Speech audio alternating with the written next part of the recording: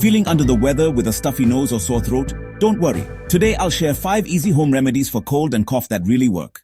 Ginger tea is one of the best natural remedies. It reduces throat irritation and boosts your immunity. A spoonful of honey and warm water helps soothe the throat and reduces coughing. Inhaling steam with a few drops of eucalyptus oil clears congestion and opens up your airways. Turmeric milk, also known as golden milk, fights infection and gives quick relief from cold symptoms.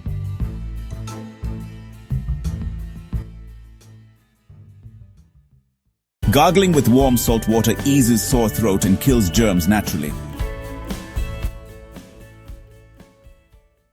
These 5 simple remedies can help you feel better naturally. Which one will you try first? Let me know in the comments. And don't forget to subscribe for more health tips.